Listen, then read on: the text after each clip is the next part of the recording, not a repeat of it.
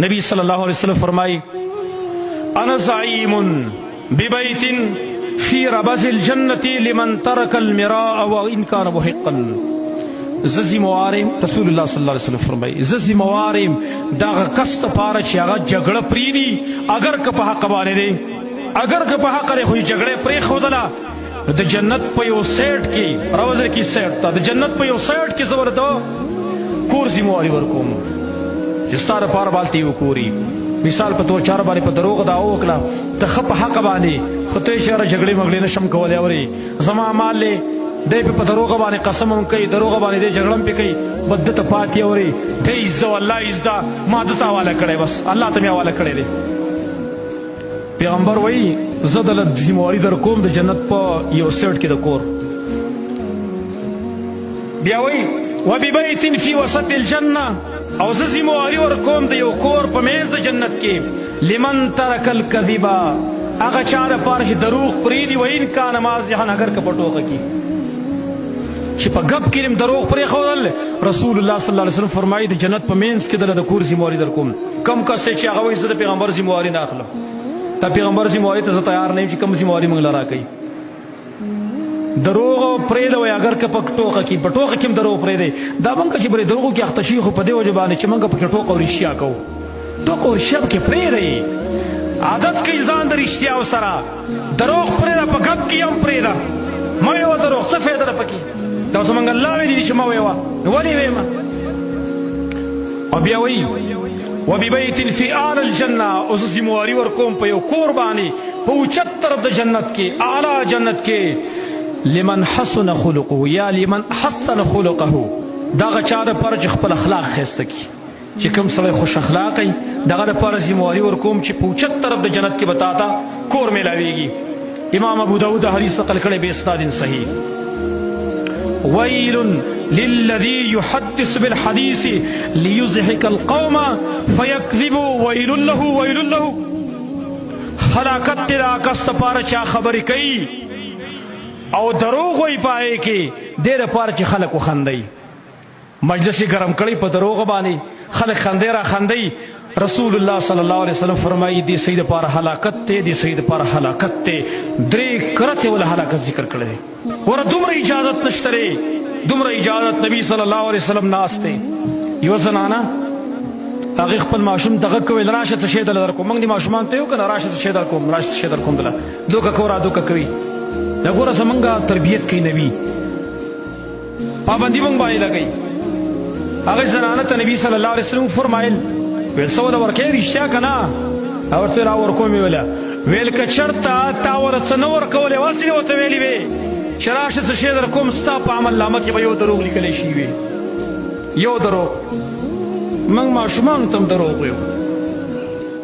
ارچا تم دروغ ویو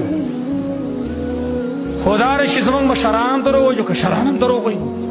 چی مشر دروغ وی جو کشرم پسی اور پسی بادشاہانم دروغ وی وزیرانم دروغ وی ٹول دروغ وی. نبی صلی اللہ علیہ وسلم فرمائی کنا